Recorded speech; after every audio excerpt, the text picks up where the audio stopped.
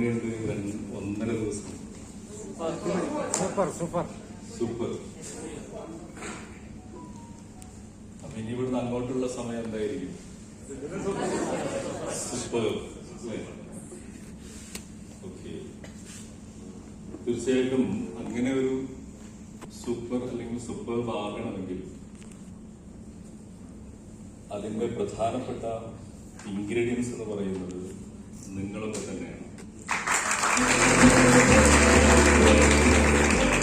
വിദ്യാർത്ഥികൾ റെഡിയാക്കുമ്പോഴാണ് അത്ര ഗുരുക്കന്മാർ പ്രത്യക്ഷപ്പെടാറുള്ളത്.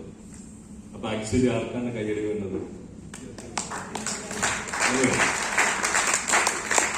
ഇത് ആർക്കുള്ളതാ?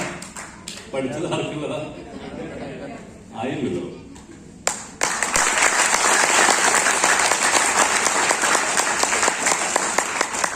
അതിന് ഗുരുക്കന്മാർക്കുള്ളത് എങ്ങനെയാവും?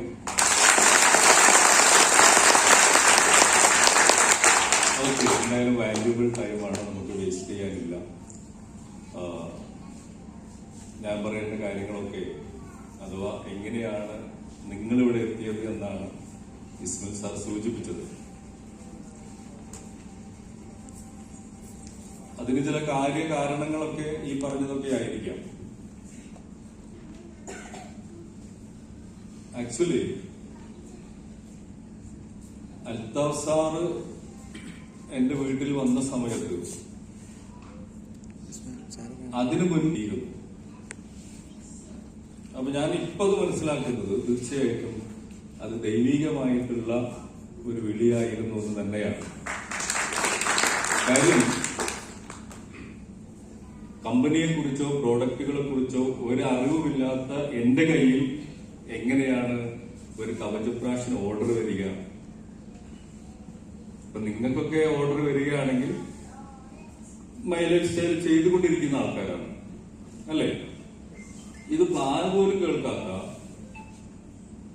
കമ്പനി എന്താണെന്ന് പോലും അറിയാത്ത എന്റെ കയ്യിൽ ഒരു കവചപ്രാശിന്റെ ഓർഡർ എങ്ങനെയാണ് കിട്ടുക? തീർച്ചയായിട്ടും ഞാൻ വിശ്വസിക്കുന്നത് നമ്മളടങ്ങുന്ന വലിയൊരു ടീം ഇവിടെ ക്രിയേറ്റ് ചെയ്യപ്പെടാനിരിക്കുന്നു. അതിന് സാക്ഷ്യം വഹിക്കുന്നതിന് വേണ്ടിയാണ് ഈ 2 ദിവസത്തെ ട്രെയിനിങ് പ്രോഗ്രാം നിങ്ങൾ അറ്റൻഡ് ചെയ്തുകൊണ്ടിരിക്കുന്നത്. ഇപ്പൊ നിങ്ങൾ ഇരിക്കുന്ന ചെയറിന്റെ വാല്യൂ എത്ര രൂപയുണ്ടാവും?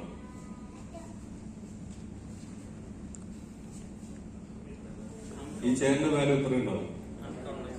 19 രൂപ. 2 കോടി.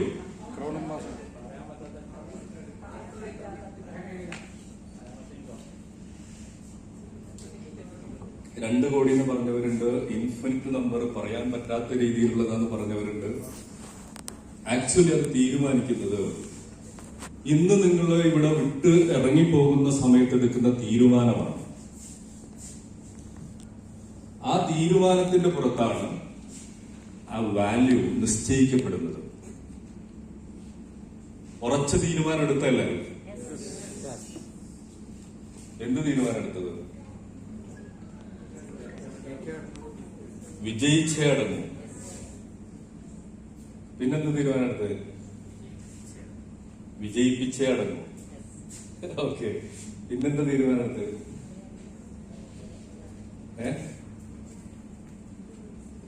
ഞാൻ ചോദിക്കട്ടെ, ഇതൊരു ഇന്ററാക്ഷൻ സെഷനായിട്ട് മുന്നോട്ട് പോവാം. ബിസിനസ് പ്ലാൻ കണ്ടെത്ര പേരുണ്ട്? കേട്ടെത്ര പേരുണ്ട്? കമ്പനിയുടെ ബിസിനസ് പ്ലാൻ ഓൾമോസ്റ്റ് പുതുതായിട്ട് ആദ്യമായിട്ട് ഈ ഹാളിലേക്ക്, മീൻസ് ഇന്നലെ മൈലേജ് സ്റ്റൈല് കേൾക്കാനും കാണാനായിട്ട് വന്ന ആരെങ്കിലും ഉണ്ട് ഈ കൂട്ടത്തിൽ? അങ്ങനെയുണ്ട്. അങ്ങനെയുണ്ടോ? നിങ്ങളാണ് ആദ്യമായിട്ടാണ്. എത്ര പേരുണ്ട് അങ്ങനെ? ഓക്കെ, ശരി. ബിസിനസ് പ്ലാൻ കണ്ട സമയത്ത് നിങ്ങൾ സ്ട്രൈക്ക് ചെയ്തിട്ടുള്ള എന്തെങ്കിലും കാര്യമുണ്ടോ? അസിസ്റ്റന്റ് എന്താ നമ്മളെ ബിസിനസ് പ്ലാൻ കേട്ടുകൊണ്ടിരിക്കുമ്പോൾ സ്ട്രൈക്ക് ചെയ്യുന്നത്? ഞാനത് കണ്ടത് മാൻ മൾട്ടിപ്ലിക്കേഷൻ ചെയ്യുന്നു, വർക്കിംഗ് അവർ കൂട്ടിയിട്ട് വരുമാനം ഉണ്ടാക്കുന്നു. നല്ലൊരു കൈയടി കൊടുക്കും. വേറെ ആർക്കാ ഈ സ്ട്രൈക്ക് ചെയ്ത് എന്തെങ്കിലുമൊക്കെ സ്ട്രൈക്ക് ചെയ്യുള്ളൂ? എന്താ സ്ട്രൈക്ക് ചെയ്തിട്ടുള്ളത്? ആർക്ക് പറയാൻ പറ്റുക? ഈ ബിസിനസ് പ്ലാൻ കേൾക്കുമ്പോൾ ES ബി എയിലേക്ക് മാറുന്ന സമയത്ത് BA മാറുമ്പോൾ ശരിക്കും ഇൻഡസ്ട്രികൾ കോടികൾ ഇൻവെസ്റ്റ് ചെയ്തിട്ടാണ് നമ്മൾ അതിലേക്ക് മാറുന്നത്. പക്ഷെ നമുക്ക് വിത്തൗട്ട് ലാൻഡ് ലാബർ ക്യാപിറ്റൽ ഇതൊന്നും ഇല്ലാതെ തന്നെ നമുക്ക് ES BA മാറാൻ പറ്റുന്ന വലിയൊരു അവസരമാണ് നമുക്ക് മനസ്സിലാക്കുന്നത്. വേറെ എന്തെങ്കിലും സ്ട്രൈക്ക് ചെയ്ത് വരുന്നുണ്ടോ? രണ്ട് കാര്യങ്ങളാണ്. ഒന്നെന്ന് വെച്ച് കഴിഞ്ഞാല് പിന്നെ നോമിനേഷൻ ഫെസിലിറ്റി നമ്മളില്ലെങ്കിലും നമ്മുടെ കുടുംബം സേഫ് ആയിരിക്കും. ആ ഒരു കാര്യം. രണ്ടാമത്തെ കാര്യം എന്ന് വെച്ച് കഴിഞ്ഞാല് ഇപ്പം എനിക്ക് ഏകദേശം 38 വയസ്സായിരുന്നു. അതിന് മുമ്പ് ഞാൻ അധികം അങ്ങനെ ഹോസ്പിറ്റലൊന്നും കയറിയില്ല. പക്ഷെ എന്റെ മോനെ കൊണ്ട് ഒരുപാട് പ്രാവശ്യം ഹോസ്പിറ്റലിൽ പോകേണ്ടി വന്നിട്ടുണ്ട്. പക്ഷെ ഇനിയുള്ള കാലം അവർക്കെങ്കിലും ഹോസ്പിറ്റലിൽ പോകാതിരിക്കാൻ പറ്റാതെ അവരുടെ തലമുറയ്ക്കെങ്കിലും ഹോസ്പിറ്റലിൽ പോകാതെ കഴിയാൻ പറ്റുന്ന നല്ലൊരു അവസരമാണ് മനസ്സിലാക്കി ഈ പ്രൊഡക്റ്റിലൂടെ തന്നെ.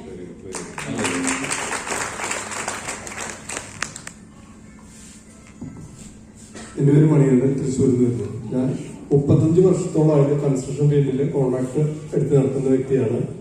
അതിൽ നിന്ന് നല്ല രീതിയിൽ അച്ചീവ്മെന്റ് ഒക്കെ ഉണ്ടാക്കിയിട്ടുണ്ട്. എൻ്റെ അമ്മ രണ്ടുപേര് ഞങ്ങൾ സാധാരണ കുടുംബത്തിൽ കൂലിപ്പണിക്കാരുടെ കുടുംബത്തിൽ വന്നവരാണ്. ഞങ്ങൾ നല്ല രീതിയിൽ ജീവിക്കാനുള്ള സാഹചര്യമൊക്കെ ഉണ്ടാക്കാൻ വേണ്ടി എൻ്റെ 2 അനിയന്മാരും കോൺട്രാക്ടർമാരാണ്. ബാക്കിയുള്ള കുടുംബ സാഹചര്യം ഇതൊക്കെ മെച്ചപ്പെടുത്തി. എൻ്റെ മോൾ ഡോക്ടറാണ്, MBBS PG ആണ് മോൻ. എഞ്ചിനീയറിംഗ് കഴിഞ്ഞിട്ട് BPCL വർക്ക് ചെയ്യണം. പക്ഷെ എനിക്ക് അതിൽ നിന്നൊന്നും 2 വർഷം ഞാൻ പ്രാവശ്യം കെട്ടിടത്തിന് വേണ്ടി എനിക്ക് ആ പരിഗണനയില്ല. അപ്പോഴൊന്നും എന്നെ സഹായിക്കാനോ എനിക്ക് വേറൊരു രീതിയിലോ യാതൊരുവിധ അച്ചീവ്മെന്റും കിട്ടിയിട്ടില്ല. നമ്മുടെ 6 മാസത്തെ കിടപ്പ് അല്ലെങ്കിൽ 1 വർഷത്തെ കിടപ്പ് കഴിഞ്ഞ് നമ്മൾ വീണ്ടും നമ്മുടെ പഴയ ഇതിൽ പോവാണ്. ഇതിലത്തെ പ്ലാൻ കണ്ടിട്ട് നമ്മളും രക്ഷപ്പെടും, നമ്മുടെ പിൻഗാമികൾ, നമ്മുടെ നോമിനീസ് എല്ലാവരും രക്ഷപ്പെടുന്ന നല്ലൊരു അവസരമായിട്ടാണ് എന്നെ കണ്ടത്. എന്റെ അനിയൻ പറഞ്ഞ ആ അവസരത്തിൽ ഫസ്റ്റ് ഇത് ബിസിനസിന്റെ പ്ലാൻ കേട്ടപ്പോൾ തന്നെ ഞാൻ ജോയിനിങ് നടത്തി. ഇപ്പൊ പുതിയ ആളുകൾക്ക് മനസ്സിലായോ? അപ്പോ എന്താണ് ഈ ബിസിനസ് മനസ്സിലായോ? 3-4 പേര് പറഞ്ഞപ്പോ നിങ്ങൾക്ക് ഈ ബിസിനസ് എന്താണെന്ന് മനസ്സിലായോ? ആരാ ആദ്യമായിട്ട് കയറി വന്ന ആളെന്ന് പറഞ്ഞത്? ഓക്കെ, എന്താ മനസ്സിലായി? ആദ്യമായിട്ടാണ് ഈ പരിപാടിക്ക് വരുന്നത്. ഞാൻ മുമ്പേ ചിന്തിച്ചുകൊണ്ടെന്നുള്ള ഒരു കാര്യം എന്ന് വെച്ച് കഴിഞ്ഞാൽ എനിക്ക് 20 വയസ്സായി. പേടിയുള്ളൊരു കാര്യം 50 കൊല്ലം ബാക്കിയുള്ള ആളെ വീട്ടിൽ പണിയെടുക്കാന്നുള്ള ഭയങ്കര പേടിയുള്ള കാര്യമാണ്. 50 കൊല്ലം പണിയെടുക്കുന്നത്, കഷ്ടപ്പെട്ട് പണിയെടുക്കുന്ന സാധനം 10 ഇരട്ടിയായിട്ട് 5-10 കൊല്ലം കൊണ്ട് ഉണ്ടാക്കാൻ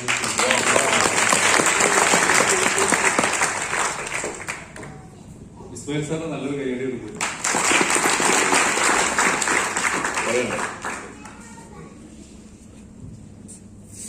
good morning all of you. എൻ്റെ പേര് അബ്ദുൽസലാം ഫ്രം കണ്ണൂർ. ഞാൻ 35 വർഷത്തോളം ഗൾഫിൽ സൂപ്പർ മാർക്കറ്റ് മേഖലയിൽ ജോലി ചെയ്തതായിരുന്നു. ഒരുപാട് കോടാനുകൂടി ഞാൻ സമ്പാദിച്ചു. ഞാൻ നാട്ടിൽ വന്ന് എനിക്ക് ഗതിയൊന്നും ഇല്ലാതെ ഞാൻ പള്ളിയിലൊക്കെ പരിപാലനായിട്ട് നിൽക്കുന്ന സമയത്ത് എൻ്റെ ഗ്രേഡ് ലീഡർ സാഹിദ് സാറാണ് എനിക്ക് പ്ലാൻ പറഞ്ഞു തന്നത്. ഒരു പ്രാവശ്യം പറഞ്ഞു തന്നിട്ടുള്ളൂ. എനിക്ക് ശരിക്കും കത്തി. കാരണം എന്താ വെച്ചാൽ എനിക്ക് കഷ്ടപ്പാടും വിഷമങ്ങളൊക്കെ ഞാൻ പഠിച്ച് നിൽക്കുകയായിരുന്നു.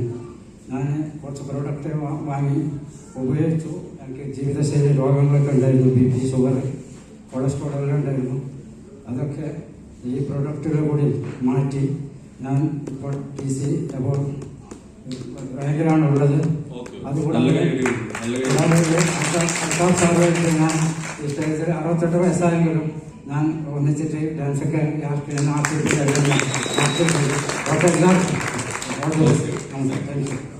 ഞാനത് ചോദിച്ചത്, ഇപ്പൊ നിങ്ങൾ ഇതൊക്കെ പറയും, ഇവിടുന്ന് അങ്ങോട്ട് ഇറങ്ങിയിട്ട് ഇത് പറയും. ഒരാഴ്ച കഴിഞ്ഞിട്ട് നമ്മൾ കണ്ടുകൊണ്ട് GTS വരാൻ വേണ്ടി പറയും. മറ്റു പല കാര്യങ്ങളും നിങ്ങൾക്ക് അറിയാലോ. ഈ ഒരു എനർജി നിങ്ങൾക്ക് മുന്നോട്ട് കൊണ്ടുപോകാൻ പറ്റുമെന്ന് നിങ്ങൾക്ക് 100% വിശ്വാസം ഉണ്ടോ? ആർക്കൊക്കെ കയ്യടി കൊടുക്കണ്ടേ?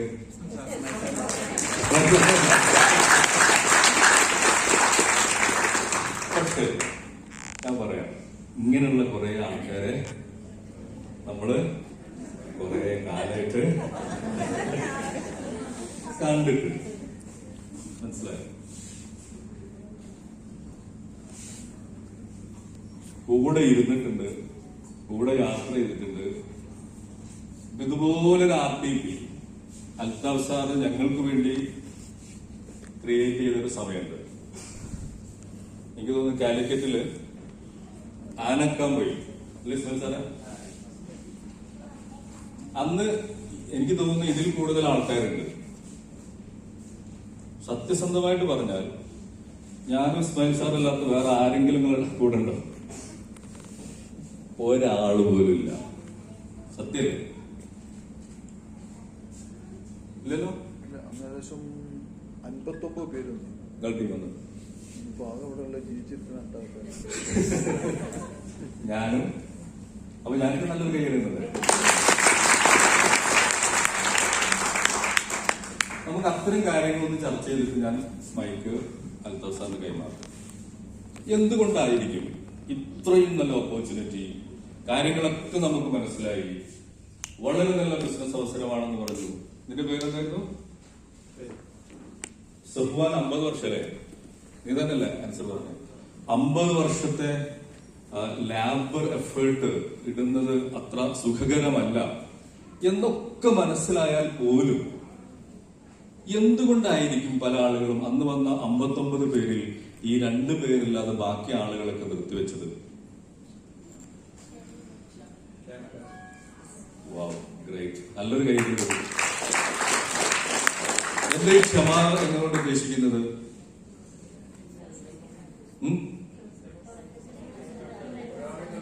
തുടക്കത്തില്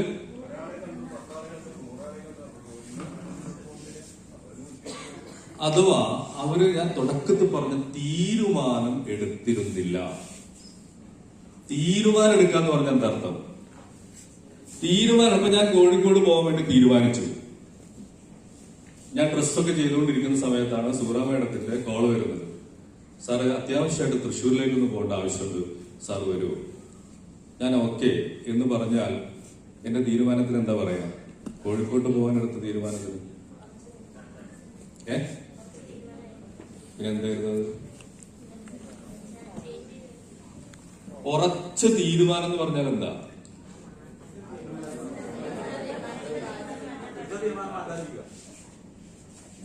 അപ്പൊ സൂറ മേഡത്തിന്റെ കൂടെ പോണ്ടെന്നാണ് അതിന്റെ അർത്ഥം. അതാണ് മാറ്റി. മാറ്റിയല്ലോ. മാറ്റം പാടില്ല എന്നാ പറഞ്ഞത്. സൂറ മേഡത്തിന്റെ കൂടെ പോകാൻ പാടോ? അതെന്താ?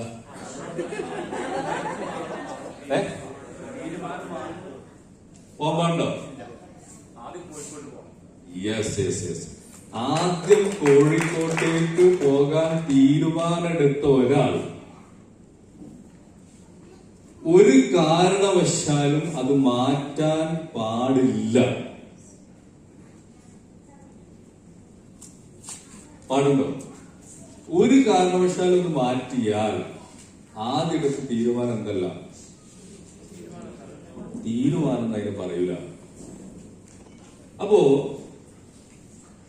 പല സമയങ്ങളിലും നമ്മൾ ഫ്ലക്ച്വേഷൻ വരും, നമ്മുടെ മൈൻഡ് മാറും, അങ്ങോട്ട് പോകും ഇങ്ങോട്ട് പോകും. ഈ തീരുമാനം എടുത്ത കാര്യങ്ങളിൽ നമ്മൾ വെള്ളം ചേർക്കാൻ തുടങ്ങും. അപ്പൊ ഇന്നലെ രാത്രി ഇസ്മായിൽ സാർ ഇവിടെ ഡ്രീം സെഷനൊക്കെ വെച്ചു. എത്ര പേര് എഴുതി? എല്ലാവരും എഴുതിയിട്ടുണ്ടെന്ന് വിശ്വസിക്കുന്നു. മിനിയാന്ന് കഴിഞ്ഞ ദിവസം എന്റെ മറ്റൊരു ഡിസ്ട്രിബ്യൂട്ടർ അവരുടെ സ്വന്തം വീട്ടിലേക്ക് പോയി. രാവിലെ എന്നെ വിളിച്ചിട്ട് പറഞ്ഞു, സ്വപ്നങ്ങൾ എഴുതിയ ബുക്ക് ഞാൻ വീട്ടിൽ നിന്ന് എടുത്തിട്ടില്ല, അതുകൊണ്ട് ഇന്ന് ഞാൻ സ്വപ്നങ്ങളൊന്നും വായിക്കുന്നില്ല, വിഷ്വലൈസ് ചെയ്യുന്നില്ല. അപ്പൊ ഞാൻ ചോദിച്ചു, ആരുടെ സ്വപ്നമായിരുന്നു അത്? ഈ എഴുതി വെച്ച സ്വപ്നങ്ങൾ മറക്കാന്ന് പറഞ്ഞാൽ എന്താ അർത്ഥം?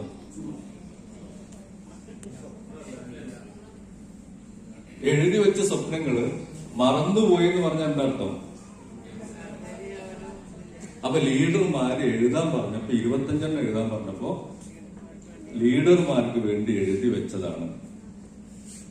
അതുകൊണ്ട് സ്വന്തമായിട്ട് അതൊന്ന് ഓർമ്മിക്കാൻ പോലും പറ്റാത്ത അവസ്ഥയിലുള്ള സ്വപ്നങ്ങളാണ് നിങ്ങൾ എടുത്തിരിക്കുന്നതെങ്കിൽ നേരത്തെ പറഞ്ഞ പോലെ നിർത്തിവെച്ചു പോകും. ആഗ്രഹങ്ങളല്ല വേണ്ടത്. പിന്നെന്താ വേണ്ടത്? ആഗ്രഹങ്ങളല്ല വേണ്ടത്. പിന്നെന്താ വേണ്ടത്? ആഗ്രഹങ്ങൾക്ക് പകരം ആയിരിക്കലാണ് വേണ്ടത്. ആഗ്രഹങ്ങൾ നമ്മൾ ഇടയ്ക്കിടയ്ക്ക് മാറ്റിക്കൊണ്ടിരിക്കും. ആയിരിക്കുക എന്ന് പറഞ്ഞു കഴിഞ്ഞാൽ അതാണ് ഇന്ന് രാവിലെ വിഷ്വലൈസേഷനിൽ ചെയ്യിപ്പിച്ചത്. സ്വപ്നങ്ങൾ നേടിയെടുക്കണമെങ്കിൽ ലിവ് ഇൻ ദ എൻഡ് എന്നാണ് പറയുക. നമ്മള് ജീവിതം അതാക്കി മാറ്റണം. ഇപ്പൊ നമ്മള് വലിയൊരു വീടോ കാറോ ഒക്കെ സ്വപ്നം കാണുന്ന ആളുകള് അതെപ്പോഴാണ് സ്വപ്നമാകുന്നത്? നമുക്കത് കിട്ടിയിട്ടില്ല. പക്ഷെ അതങ്ങനെ സ്വപ്നമാക്കി പോവേണ്ട കാര്യമല്ലത്. അതെന്തായിരിക്കണം? മെന്റലി നമ്മള് അതിലായിരിക്കണം ജീവിക്കേണ്ടത്. എന്ന് പറഞ്ഞു കഴിഞ്ഞാൽ നമ്മള് മെന്റലി ആരാണോ നിലവിൽ, അതിനപ്പുറം നമുക്ക് വളരാൻ സാധിക്കില്ല. പറഞ്ഞു മനസ്സിലായോ? നിങ്ങളെ മൈൻഡില് ഒരു 10,000 രൂപയെ ആവശ്യമുള്ളൂ എങ്കിൽ നിങ്ങൾക്ക് 20,000-ലേക്ക് എത്താൻ പറ്റില്ല. 1 ലക്ഷം നിങ്ങൾ നമ്മൾ മൈൻഡിൽ കാണുന്നുള്ളൂ എങ്കിൽ അത് 10 ലക്ഷത്തിലേക്ക് എത്തില്ല. ആഗ്രഹം എന്തുണ്ടാവും? 10 ലക്ഷമൊക്കെ കിട്ടണമെന്നുണ്ടാകും. പക്ഷേ 10 ലക്ഷം കിട്ടണമെന്നുണ്ടെങ്കിൽ 10 ലക്ഷം ഓൾറെഡി നമ്മുടെ കൈവശമുള്ള പോലെ നമുക്ക് ജീവിക്കാൻ പറ്റണം.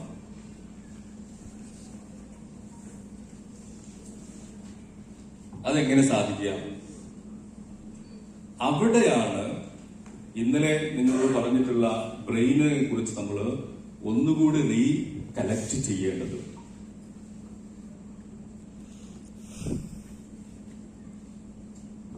ഒരു വലിയൊരു ടെക്നിക്ക് ഉണ്ട്, നിങ്ങൾക്ക് വേണമെങ്കിൽ പരിശീലിച്ചു നോക്കാം. ആ ടെക്നിക്കിന്റെ പേര് ഗോവണിപ്പടി ടെക്നിക്ക് എന്ന് പറയാം. കേട്ടിട്ടുണ്ടോ? ലാഡർ ടെക്നിക്ക് എന്ന് പറയും. ലോകത്ത് വലിയ രീതിയിൽ സബ് കോൺഷ്യസ് മൈൻഡിനെ പരിചയപ്പെടുത്തുവാനും ആളുകളെ വിശ്വസിപ്പിക്കുന്നതിനും കണ്ടെത്തിയിട്ടുള്ള ഏറ്റവും നല്ലൊരു ടെക്നിക്കാണ് ലാഡർ ടെക്നിക്ക് എന്ന് പറയുന്നത്.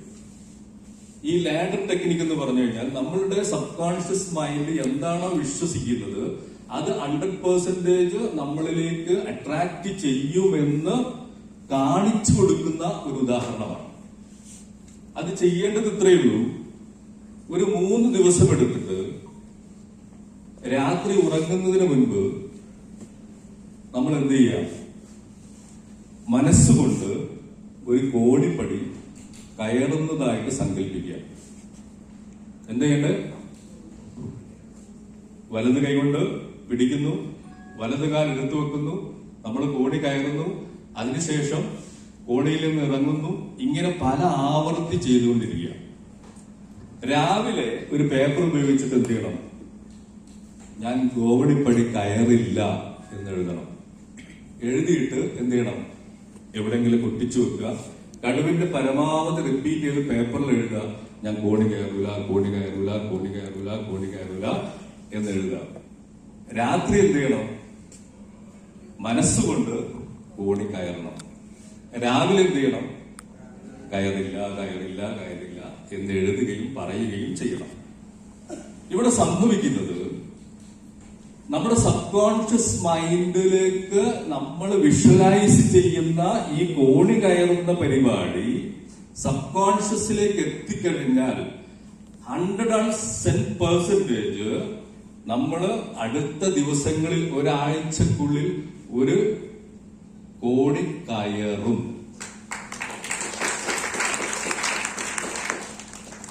കോണി കയറും. നെവിൽ ഗൊഡാർഡ് ഇത് പഠിപ്പിച്ചുകൊണ്ടിരിക്കുമ്പോൾ അദ്ദേഹത്തിന്റെ ആദ്യത്തെ ട്രെയിനിങ് ക്ലാസ്സിൽ കൊടുക്കുന്ന ഒരു എക്സസൈസ് ആണ്. അപ്പൊ ഇതിൽ വിശ്വാസമില്ലാത്ത ഒരാളുണ്ടായിരുന്നു. അദ്ദേഹം പറഞ്ഞു, അദ്ദേഹത്തിന് കാവുകയാണ് അദ്ദേഹത്തെ ഈ ക്ലാസ്സിലേക്ക് കൊണ്ടുപോകുന്നത്. അവള് എത്ര നിർബന്ധിച്ചിട്ട് അതൊക്കെ വെറും തട്ടിപ്പാണ്, അതൊന്നും നടക്കില്ല എന്നും പറഞ്ഞിട്ട് മനമെല്ലാം മനസ്സോടെ എന്ന് പറയില്ലേ, അയാൾ ആ ക്ലാസ് അറ്റൻഡ് ചെയ്തു. ആ ക്ലാസ് അറ്റൻഡ് ചെയ്തതിന് ശേഷം ഇയാള് ഈ എക്സസൈസ് വെറുതെ ചെയ്യാൻ വേണ്ടി തുടങ്ങി. അയാൾക്ക് 100% ഉറപ്പായിരുന്നു ഒരിക്കലും ഞാനൊരു കോണി കയറില്ല.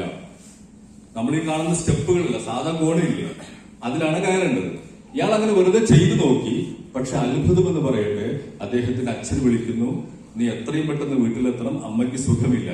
അങ്ങനെ അദ്ദേഹത്തിന്റെ വീട്ടിലേക്ക് അദ്ദേഹം എത്തുന്നു. ആ എത്തിയ സമയത്ത് അദ്ദേഹത്തിന്റെ അച്ഛൻ എന്ത് ചെയ്യുന്നു, പെയിന്റ് അടിച്ചുകൊണ്ടിരിക്കുകയാണ്. അപ്പൊ അദ്ദേഹത്തിന്റെ പെയിന്റ് പാത്രത്തിൽ പെയിന്റ് തീർന്നിട്ടുണ്ട്. ഈ മകനോട് പറഞ്ഞു, എടാ കുറച്ച് പെയിന്റ് ഉണ്ട് അവിടെ താഴെ ഇരിക്കുന്നു, അതായിട്ട് നീ മുകളിലോട്ട് കയറി വരണമെന്ന്. പകുതി കയറിയപ്പോഴാണ് അത്രയും അദ്ദേഹം ആലോചിച്ചത്, ഞാനൊരു എക്സസൈസ് ചെയ്തുകൊണ്ടിരുന്നല്ലോ, പക്ഷെ അത് സംഭവിച്ചു. അദ്ദേഹം അത് വിശ്വസിച്ചു. ഈ ട്രെയിനിങ് കഴിഞ്ഞതിന് ശേഷം പിന്നെ നെവിൽ ഗുഡാഡ് കൊടുക്കുന്ന മറ്റൊരു ട്രെയിനിങ് എന്ന് പറഞ്ഞു കഴിഞ്ഞാൽ 10 ലക്ഷം രൂപ നമ്മളിലേക്ക് അട്രാക്ട് ചെയ്യാൻ വേണ്ടിയുള്ള ഇതേ എക്സസൈസ് ആണ് എന്ന് പറഞ്ഞു കഴിഞ്ഞാൽ ഞാൻ പറയാൻ ഉദ്ദേശിക്കുന്നത്, 2 ദിവസമായിട്ട് ഇസ്മയിൽ സാറ് ഇവിടെ നിങ്ങളെ ബ്രെയിനിനെ പ്രൊഡ്യൂസ് ചെയ്യുന്നതിന് അല്ലെങ്കിൽ റിജുവിനേറ്റ് ചെയ്യുന്നതിന് എത്രത്തോളം ശ്രമമെടുത്തിട്ടുണ്ടോ അതിന്റെ 10 മടങ്ങ് നിങ്ങളതിന് വാല്യൂ നൽകി ഈ പറഞ്ഞിട്ടുള്ള കാര്യങ്ങൾ ജീവിതത്തിൽ മനസ്സുണ്ടെങ്കിലും ഇല്ലെങ്കിലും ചെയ്താൽ, മനസ്സുണ്ടെങ്കിലും ഇല്ലെങ്കിലും ചെയ്താൽ 28,000 രൂപ കൊടുത്തേ. ഒരാൾക്ക് എത്രയായിരുന്നു? അത്രേ ഉള്ളൂ. നിങ്ങളത് ആലോചിച്ചു നോക്കൂ.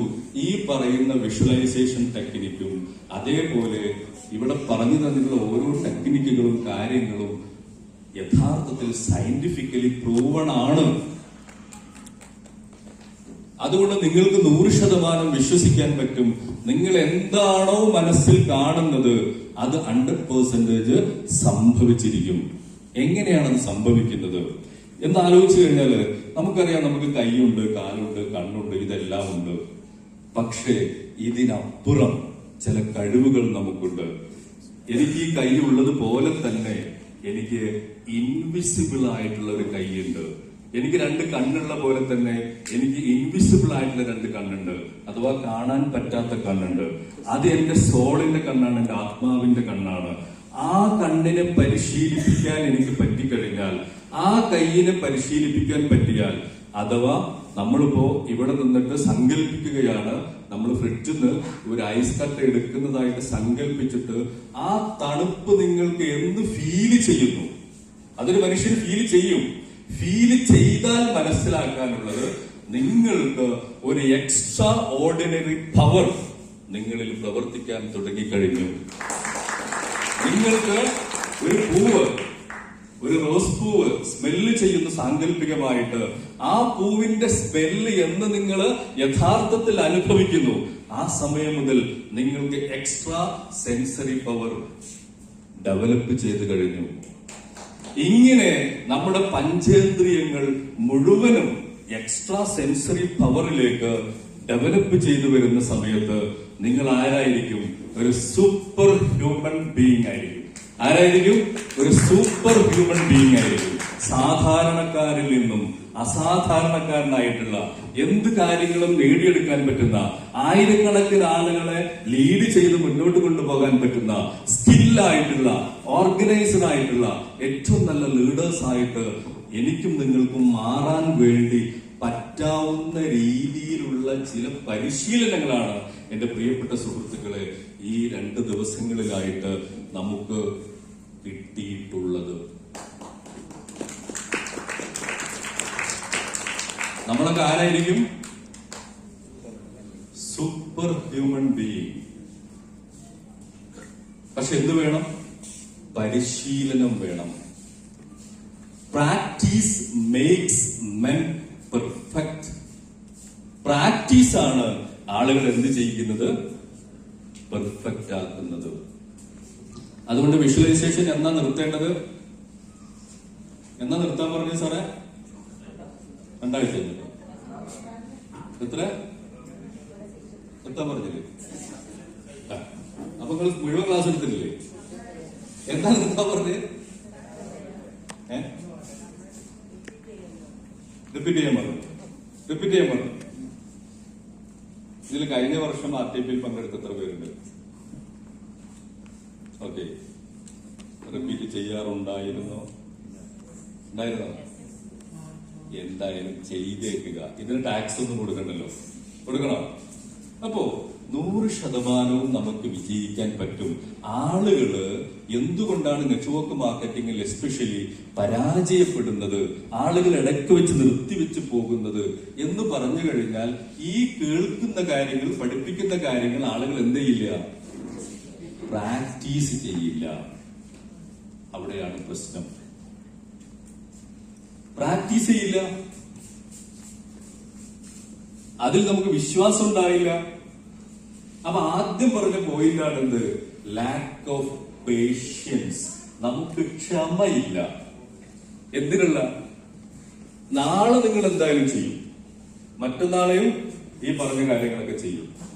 പിന്നെ അടുത്ത ദിവസം ഒരു ഹോസ്പിറ്റൽ കേസ് ഉണ്ടാകും, അപ്പൊ എന്ത് ചെയ്യും? ചെയ്യില്ല. തൊട്ടടുത്ത ദിവസം എളാമാന്റെ മോളെ കല്യാണം ഉണ്ടാകും, അപ്പോ ചെയ്യില്ല.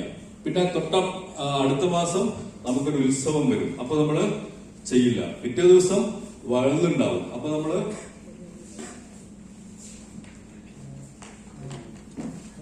ചെയ്യോ? ഞാൻ വേറെ കാര്യമുണ്ട്. തുടങ്ങിയിട്ട് പല കാര്യങ്ങളും നിർത്തിവെച്ച എത്ര പേരുണ്ട്? ഒന്ന് കൈ നോക്കിക്കേ. പല കാര്യങ്ങളും തുടങ്ങി, പക്ഷെ ഇടയ്ക്ക് വെച്ച് നിർത്തിവെച്ച എത്ര പേരുണ്ട്? ഇല്ലേ? പരിശീലനങ്ങൾ തുടങ്ങിയിട്ട് നിർത്തിവെക്കുന്ന ആൾക്കാരില്ലേ? മറ്റുള്ള ആൾക്കാർ എന്ത് കൈവെക്കാത്തവര്? അവരിതുവരെ തുടങ്ങിയിട്ടില്ല. തുടങ്ങിയെങ്കിലല്ലേ നിർത്തിവെക്കാൻ പറ്റുള്ളൂ, അല്ലേ? തുടങ്ങിയെങ്കിലല്ലേ നിർത്തിവെക്കാൻ പറ്റുള്ളൂ. ചുരുക്കി പറഞ്ഞു കഴിഞ്ഞാൽ ഈ നിർത്തിവെക്കാനുള്ള അതിശക്തമായിട്ടുള്ള ഒരു പ്രചോദനം നമ്മളുടെ ബ്രെയിനിൽ നിന്ന് തന്നെ വരും. അപ്പൊ മനസ്സിലാക്കിക്കൊള്ളുന്നത്, ഇപ്പൊ നമ്മൾ വിഷ്വലൈസേഷൻ പ്രാക്ടീസ് ചെയ്ത് പോകുന്നു, ഇടയ്ക്ക് വെച്ചിട്ട് ഇന്ന് വേണ്ട എന്നൊരു തോന്നൽ നിങ്ങളിലേക്ക് വരുന്നുണ്ടെങ്കിൽ, ആരോ പറഞ്ഞു തരുന്നുണ്ടെങ്കിൽ മനസ്സിലാക്കിക്കൊള്ളുന്നത്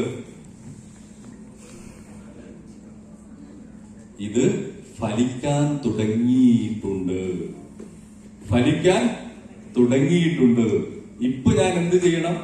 ഒരു പ്രാവശ്യം ചെയ്തിരുന്നത് 2 പ്രാവശ്യം ചെയ്യണം, 3 പ്രാവശ്യം ചെയ്യണം. നമ്മളുടെ മൈൻഡിന്റെ ആ ഒരു നെഗറ്റീവ് ഇമ്പാക്റ്റിനെ മറികടക്കാനുള്ള പവർ നമ്മൾ അപ്പോഴാണ് കാണിക്കേണ്ടത്. പറഞ്ഞു മനസ്സിലായോ? എന്തെങ്കിലും ചാലഞ്ചസ് വരും, 100% ചാലഞ്ചസ് വരും. നമ്മളൊരു പക്ഷെ വീട്ടിൽ ഉണ്ടാവില്ല, മറ്റെവിടെയെങ്കിലും ആയിരിക്കും. പക്ഷെ എന്ത് ചെയ്യണം? അതിന് സമയം കണ്ടെത്തിയിട്ട് നമ്മൾ ചെയ്യുന്നുണ്ടെങ്കിൽ പിന്നീട് അഥവാ ചാലഞ്ചസിനെ ചാലഞ്ച് ചെയ്യാൻ നമുക്ക് കഴിയണം.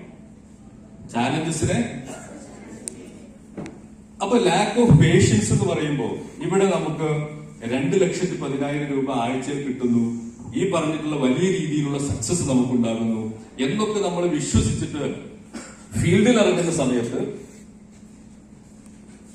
നമ്മളുടെ ക്ഷമ നഷ്ടപ്പെടാൻ തുടങ്ങും. കാര്യം എന്താ? പറയുന്ന ആൾക്കാരും നമ്മൾ വിശ്വസിച്ച പോലെ വിശ്വസിക്കുന്നില്ല. അതല്ലേ പ്രശ്നം?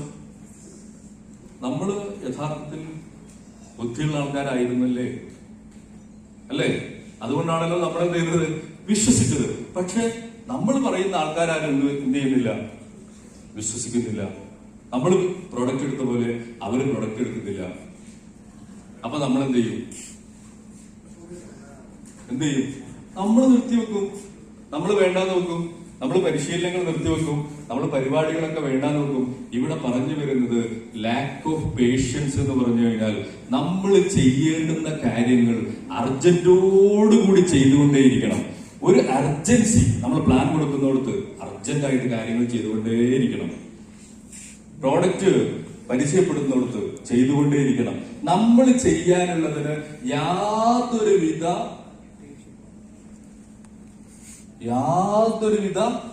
മടിയും കൂടാതെ ചെയ്തുകൊണ്ടേയിരിക്കണം.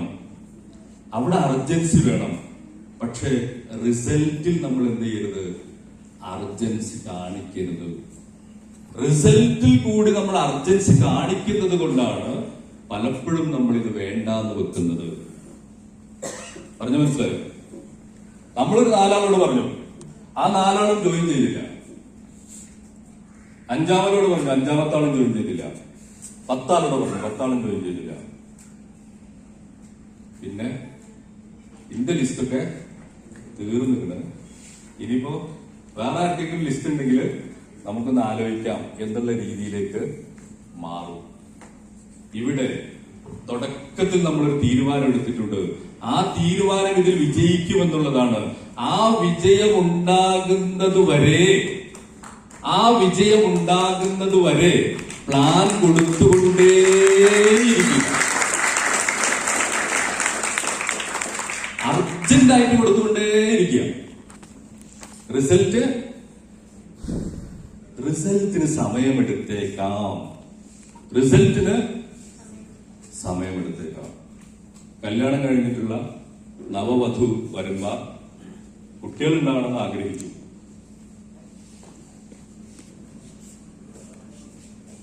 ഇന്ന് കല്യാണം കഴിഞ്ഞു. അവരുടെ തീരുമാനം നാളെ മറ്റന്നാൾ ഒരു കുട്ടിയെ കിട്ടിയാൽ നടക്കോ? മിനിമം എത്ര മാസം കാത്തിക്കേണ്ടി വരും? അതല്ലേ നാച്ചുറൽ പ്രോസസ്. ഇനി 9 മാസം ആകുന്നു കരുതിയിട്ട് അത് വലിയൊരു ദിവസമാണ്, കുറെ മാസങ്ങളുണ്ടല്ലോ എന്ന് വിചാരിച്ചിട്ട് ചെയ്യേണ്ടതിന് അർജൻസി കൂട്ടാതിരുന്നാൽ, അല്ല കല്യാണം കഴിക്കേണ്ടതിന് അർജൻസി കൂട്ടാതിരുന്നാൽ കുട്ടികളുണ്ടാണെങ്കിൽ 1 വർഷം പിടിക്കും. അതുകൊണ്ട് എന്ത് വേണ്ട, പക്ഷെ കല്യാണം കഴിക്കേണ്ടുന്ന സമയത്ത് കല്യാണം കഴിച്ച് അവര് നാച്ചുറലി ജീവിതം മുന്നോട്ട് കൊണ്ടുപോകുമ്പോൾ അതിനൊരു സമയമുണ്ട്. പക്ഷെ എഫേർട്ട് ഇട്ടതിന് ശേഷം കാലാനുസൃതമായിട്ടുണ്ടാകേണ്ടുന്ന ഒരു വിത്ത് കുഴിച്ചിട്ട് കഴിഞ്ഞാൽ അത് മുളക്കാൻ പ്രകൃതിക്ക് വിട്ടുകൊടുക്കണം.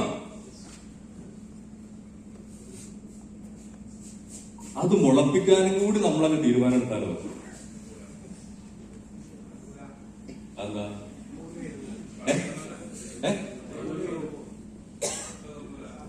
നമ്മളല്ലേ കുഴിച്ചിട്ടത്, പിന്നെ എന്തുകൊണ്ട് നമുക്ക് മുളപ്പിച്ചൂടാ? യെസ്, റിസൾട്ട് തരേണ്ടത് ആരല്ല, നമ്മളോട് എന്തേ പറഞ്ഞോളൂ. പ്ലാൻ കൊടുത്ത് വിത്തിൻ 24 hours നമ്മൾ ഫോളോ അപ്പ് ചെയ്യണം. പൈസ വാങ്ങാൻ പറഞ്ഞോ? ഫോളോ അപ്പ് ചെയ്യണമെന്ന് പറഞ്ഞില്ലേ? വിത്തിൻ 24 hours ഫോളോ അപ്പ് ചെയ്ത് കഴിഞ്ഞാൽ 99% പൈസ കിട്ടാനുള്ള സാധ്യത കൂടുതലാണ്. അപ്പൊ ആദ്യത്തെ ഫോളോ അപ്പ് കഴിഞ്ഞു. പിന്നെ എത്ര ദിവസം കഴിഞ്ഞിട്ട് പോകണ്ടേ? അല്ല, പിന്നെയും 24 hours തന്നെയാണ്. പിന്നെ എപ്പോഴാ പോകണ്ടേ? പിന്നെയും 24 hours തന്നെയാണ്. അഥവാ നമ്മൾ മനുഷ്യന്മാരോടൊരു കാര്യം പറഞ്ഞു കഴിഞ്ഞാൽ ആ മനുഷ്യന്മാര് 24 മണിക്കൂറിനുള്ളിൽ അത് മറന്നു പോകും എന്നാണ്. അതുകൊണ്ട് എന്ത് ചെയ്യണം? 24 മണിക്കൂറിനുള്ളിൽ വീണ്ടും വീണ്ടും വീണ്ടും വീണ്ടും വീണ്ടും വീണ്ടും പോകണം. ഞാൻ തുടക്കത്തിൽ കാലിക്കറ്റിൽ ഒരു പ്രോഗ്രാമിന് പോയ സമയത്ത് അവിടെ ഒരു ലീഡർ വന്നിരുന്നു. ആ ലീഡർ പറയുന്നത് ഞാൻ കേട്ടിട്ടുണ്ട്. എന്റെ വീട്ടിൽ 7ാമത്തെ പ്രാവശ്യം വന്നപ്പോ ശല്യം സഹിക്കവയ്യാതെ ഞാൻ എന്റെ വളർത്തു നായയെ ഇവരുടെ മുന്നിലേക്ക് അഴിച്ചുവിട്ടു. ഇനി ഇങ്ങോട്ട് മേലാല് വരരുത് എന്ന് പറഞ്ഞിട്ട്. പക്ഷെ പിറ്റേ ദിവസം രാവിലെ അവർ അങ്ങാടിയിൽ നിന്ന് ഈ ഡിസ്ട്രിബ്യൂട്ടേഴ്സിനെ കാണുകയാണ്. ഡിസ്ട്രിബ്യൂട്ടേഴ്സ് ആണല്ലോ, നല്ല പരിശീലനം കിട്ടിയ ആൾക്കാരാണ്. അവർക്ക് ഒരു ദേഷ്യമില്ല. അവര് വീണ്ടും വന്നിട്ട് സാറേ നമ്മൾ ഇന്നലെ പറഞ്ഞ പരിപാടിയില്ലേ, അതിന്റെ ഒരു പ്രോഗ്രാം ഇന്ന് വൈകുന്നേരം ഇവിടെ വ്യാപാര ഭവനിൽ വെച്ച് നടക്കുന്നുണ്ട്, നിങ്ങൾക്കൊന്ന് വന്നുകൂടെ? ഇയാള് ഇന്നലെ രാത്രി ഞാൻ നായയെ അഴിച്ചിട്ടിട്ട് പോലും ഇവരിങ്ങനെ പറയുന്നുണ്ടെങ്കിൽ, അപ്പോ ഇവർ പോയതിനു ശേഷം എനിക്ക് വലിയൊരു സങ്കടം ഉണ്ടായിട്ടുണ്ട്. ആ സങ്കടം തീർക്കാൻ വേണ്ടി ഇന്ന് ഇവരുടെ പരിപാടിയിലേക്ക് ഒന്ന് പോയി നോക്കാം. ഭാഗ്യത്തിന് പോയ സമയത്ത് അയാളെക്കായും വലിയ വലിയ ആളുകൾ ഈ ബിസിനസ്സിൽ വിജയിച്ചിട്ടുള്ളതായിട്ട് അദ്ദേഹം കാണുകയും അദ്ദേഹം ഐഡിയ എടുക്കുകയും അദ്ദേഹം അന്ന് എനിക്ക് തോന്നുന്നത് ITC ആണ്. അവിടെ ആരുടെ മിടുക്കിലാണ് അദ്ദേഹം ബിസിനസ്സിലേക്ക് വന്നത്? Lakh of patients. ക്ഷമയില്ലാത്ത ആളുകൾ ഇതിൽ നിന്ന് പെട്ടെന്ന് ഔട്ടായി പോകും. വലിയ വർത്താനൊക്കെ പറയും. ഞാനിപ്പോഴും ഓർക്കുന്നുണ്ട്, ഞങ്ങൾ ആദ്യമായിട്ട് പ്രോഗ്രാമിന് പോയിട്ടുള്ള RTPയിൽ ആ റിസോർട്ട് തന്നെ വാങ്ങും എന്ന് പറഞ്ഞിട്ടുള്ള ഇതൊരു സുഹൃത്തുണ്ടായിരുന്നു. മൈ ലൈഫ് സ്റ്റൈലിലൂടെ ഓർക്കില്ലേ, ആ റിസോർട്ട് ഇങ്ങോട്ട് വാങ്ങും. സ്വപ്നം ചോദിച്ചപ്പോ എന്താ പറഞ്ഞത്? പക്ഷെ ഇന്നാള് ബിസിനസ്സിലില്ല. അപ്പൊ ഞാൻ എന്തിനത് പറയുന്നത്? നിങ്ങളൊക്കെ നിർത്തിവെക്കാൻ സാധ്യത ഉണ്ട് എന്ന് ഞാൻ വിശ്വസിക്കുന്നില്ല. നിങ്ങളാരും വിശ്വസിക്കുന്നുണ്ടോ? ഉണ്ടോ? ചില ആൾക്കാരുണ്ട്, ഞാനൊരു 6 മാസം കൂടി ഒന്ന് നോക്കട്ടെ. ആർക്ക് വേണ്ടി ഇയാൾ 6 മാസം നോക്കുന്നത്?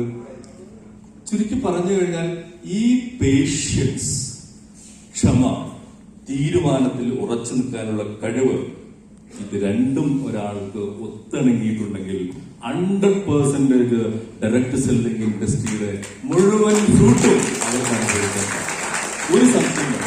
ചാലഞ്ചസ് വരും, പ്രശ്നങ്ങൾ വരും, ടീമുകൾ പുതുതും പഴയതും പുതുതായിട്ടൊക്കെ ആളുകൾ വന്നും പോയിക്കൊണ്ടൊക്കെ ഇരിക്കും. പക്ഷെ നിങ്ങൾ എന്നും ഉണ്ടായിരിക്കണം. പിന്നെ എന്തുകൊണ്ടായിരിക്കും ആളുകൾ നിർത്തിവെക്കുന്നത്? ഒന്നാമത്തെ കാര്യം നമ്മൾ ഏകദേശം ഡിസ്കസ് ചെയ്തു, ക്ഷമയില്ലായ്മ. പിന്നെന്തായിരിക്കും?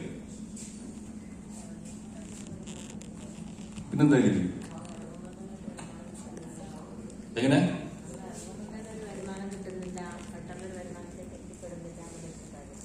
പെട്ടെന്ന് വരുമാനം കിട്ടാത്തത് ആളുകളെ നിർത്തിവെക്കാനുള്ള ഒരു കാര്യമാണ്.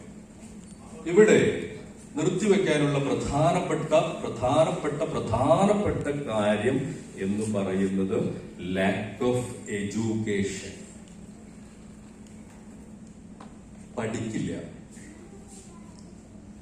ട്രെയിനിങ് അറ്റൻഡ് ചെയ്യില്ല, GTS അറ്റൻഡ് ചെയ്യില്ല, ഹോം മീറ്റിംഗ് അറ്റൻഡ് ചെയ്യില്ല, ഒരു പരിപാടിയും ചെയ്യില്ല. പ്രോഡക്റ്റ് നന്നായിട്ട് വാങ്ങും, വിൽക്കുകയൊക്കെ ചെയ്യും, ഉപയോഗിക്കുകയും ചെയ്യും. പക്ഷെ എന്തിനു വരില്ല?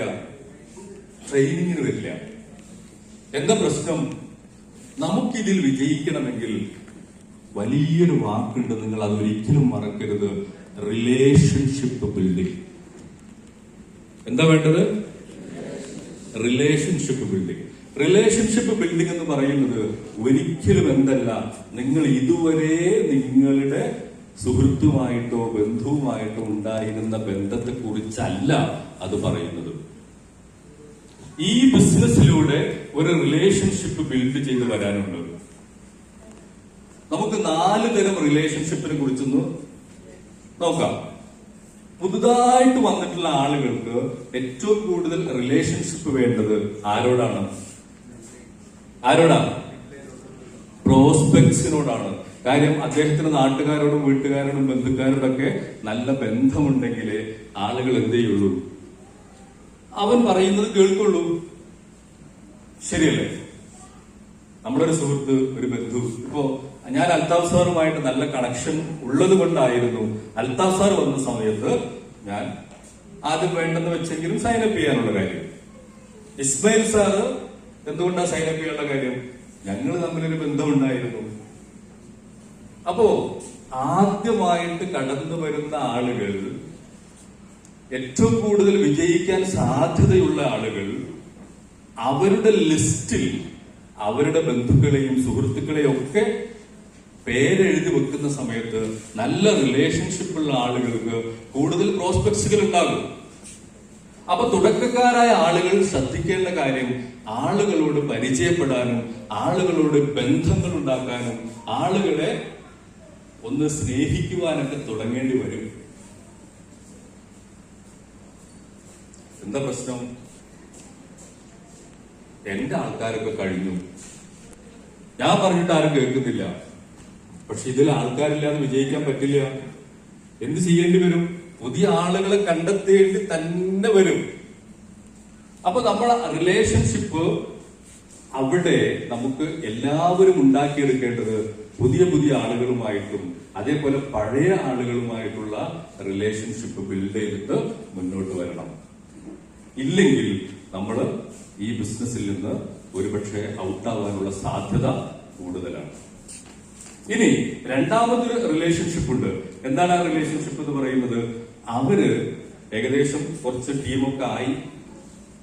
ആ ടീം ആയിട്ടുള്ള ആളുകൾക്കുള്ള റിലേഷൻഷിപ്പ് എന്ന് പറയുന്നത് അവര് അപ്ലയൻസുമായിട്ട് നല്ല റിലേഷൻഷിപ്പ് ഉണ്ടാക്കിയെടുക്കണം. അപ്ലയൻസുമായിട്ട് നല്ല റിലേഷൻഷിപ്പ് ബിൽഡ് ചെയ്യപ്പെടാത്ത ഒരാൾ ബിസിനസ്സിൽ നിന്നും ഔട്ടാകും. ആദ്യം പറഞ്ഞ റിലേഷൻഷിപ്പ് ആരോടാ? പ്രോസ്പെക്ട്സിനോട് വേണം. രണ്ടാമത് പറഞ്ഞ റിലേഷൻഷിപ്പ് ആരോടാ? അപ്ലയൻസിനോട് വേണം. നിങ്ങൾ എല്ലാ അപ്ലയൻസുമായിട്ടും ബന്ധമുള്ള ആൾക്കാരല്ലേ? എല്ലാം തികഞ്ഞു എന്ന് നിങ്ങൾ ആരെങ്കിലും വിശ്വസിക്കുന്നുണ്ടോ? ഉണ്ടോ? അപ്ലയൻസുമായിട്ട് കണക്റ്റഡ് ആണല്ലോ റിലേഷൻഷിപ്പ്. രണ്ടാമത്തെ റിലേഷൻഷിപ്പ്. മൂന്നാമത്തെ റിലേഷൻഷിപ്പ് ആരുമായിട്ടായിരിക്കണം? ലീഡർ ഡൗൺലൈൻസുമായിട്ട് റിലേഷൻഷിപ്പ് ബിൽഡ് ചെയ്യണം. അവൻ വിളിച്ചാൽ വരില്ല, അവൻ കഴിഞ്ഞ ആഴ്ച പ്രൊഡക്റ്റ് എടുത്തിട്ടില്ല, കഴിഞ്ഞ GTSന് വിളിച്ചിട്ട് വന്നിട്ടില്ല, ഇനി മേലിൽ ഞാൻ അവനെ വിളിക്കൂല, നിങ്ങൾക്ക് വേണമെങ്കിൽ സാറൊന്ന് വിളിച്ചു, ഇന്നെ കൊണ്ട് പറ്റൂല. ഇങ്ങനെ തീരുമാനമെടുത്താൽ ഈ ബിസിനസ്സിൽ നിന്നും ഔട്ടാവാനുള്ള സാധ്യത കൂടുതലാണ്. തോന്നാറില്ലേ? റിലേഷൻഷിപ്പ് അപ്ലൈൻ ഡൗൺലൈനുമായിട്ട് റിലേഷൻഷിപ്പ് ഉണ്ടാക്കണം, ഡൗൺലൈൻ അപ്ലൈനുമായിട്ട് റിലേഷൻഷിപ്പ് ഉണ്ടാക്കണം, ഡിസ്ട്രിബ്യൂട്ടർ പ്രോസ്പെക്ട്സുമായിട്ട് റിലേഷൻഷിപ്പ് ഉണ്ടാക്കണം. എത്ര റിലേഷൻഷിപ്പായി? ആദ്യം പറഞ്ഞ റിലേഷൻഷിപ്പ് എന്താ? അതാരുണ്ടാക്കണ്ടേ? ചുരുക്കി പറഞ്ഞ എല്ലാവരും ഉണ്ടാക്കണം. രണ്ടാമത് ആരുമായിട്ടാ? അപ്ലൈനുമായിട്ട്. അപ്ലൈൻ ഇടയ്ക്ക് ചീത്ത പറയാണ്. ഇനി അയാളെ ഫോണ് ഞാനെടുക്കൂല. ഇടയ്ക്കൊക്കെ തീരുമാനിച്ചിട്ടില്ലേ? ഇടയ്ക്ക് അത്ര ശരിയില്ല ആള്. അപ്ലൈന് ശരിക്കും ശരിയുള്ള അപ്ലൈനുള്ള എത്ര പേരുണ്ട് ഇവിടെ? ഒന്ന് എണിച്ചു തന്നെ.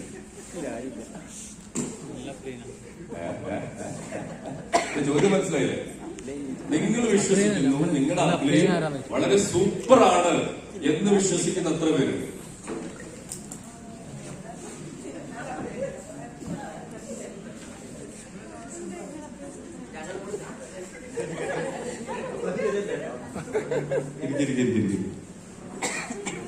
ചോദ്യം മനസ്സിലായോ?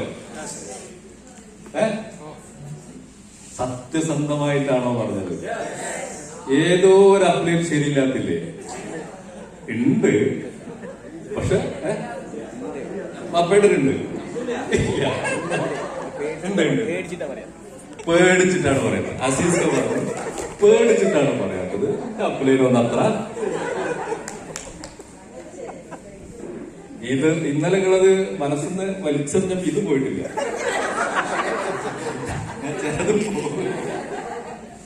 വലിച്ചെറിയാൻ പഠിപ്പിച്ചില്ലേ? അപ്പൊ ഇത് വലിച്ചെറിഞ്ഞില്ലേ? തിരിച്ചു കിട്ടണ വന്നില്ല. ചുമരിൽ പന്തടിച്ചാൽ മതി തിരിച്ചു വന്നു. അപ്ലൈൻ എന്ന് പറയുന്നത് മാതാപിതാക്കളെക്കായും ലളിത സാറ്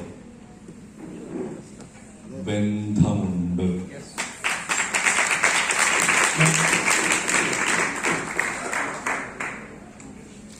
ഒന്നും വേണ്ട.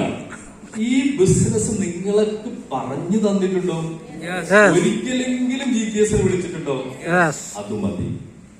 വേറെ അയാൾ എന്തോ ആയിക്കോട്ടെ, റിലേഷൻഷിപ്പ് ഉണ്ടാക്കേണ്ട ബാധ്യത ആർക്കുള്ളതാണ്? നമുക്കുള്ളതാണ്. ആരുമായിട്ട്? അപ്ലൈനുമായിട്ട്. ഇതിൽ യാതൊരു കോംപ്രമൈസും ഇല്ല. ഒരു കോംപ്രമൈസും ഇല്ല. നിങ്ങൾ ആരെങ്കിലും എന്തെങ്കിലും അപ്ലൈൻ്റെ അടുത്ത് പ്രശ്നമുണ്ട് എന്ന് കരുതിയിട്ട് നിങ്ങൾ ബന്ധം വിച്ഛേദിക്കുകയും ഫോൺ അറ്റൻഡ് ചെയ്യാതിരിക്കുകയും റിലേഷൻഷിപ്പ് കട്ട് ചെയ്യുകയും ചെയ്താൽ നിങ്ങൾ ഈ ബിസിനസ്സിൽ നിന്നും ഔട്ടാവാനുള്ള സാധ്യത കൂടുതലാണ്. എന്തുകൊണ്ടാണ് പല ആൾക്കാരും പരാജയപ്പെടുന്നത് എന്നാണ് ഈ പറഞ്ഞുകൊണ്ടിരിക്കുന്നത്. മനസ്സിലാകുന്നുണ്ടോ? ഇനി ഡൗൺലൈൻ ശരിയല്ല എന്ന് പറഞ്ഞിട്ട് അപ്ലൈൻ അങ്ങട് ദേഷ്യം പിടിച്ചാലോ ഈ ബിസിനസ്സിൽ നിന്നും ഔട്ട് ആവാനുള്ള സാധ്യത കൂടുതലാണ്. ഈ ബിസിനസ്സിൽ നിന്നും ഔട്ട് ആവാനുള്ള സാധ്യത ഇപ്പൊ ചുരുക്കി പറഞ്ഞാൽ എന്താ, എന്ത് ഉണ്ടാക്കണം എന്ന് പറഞ്ഞു?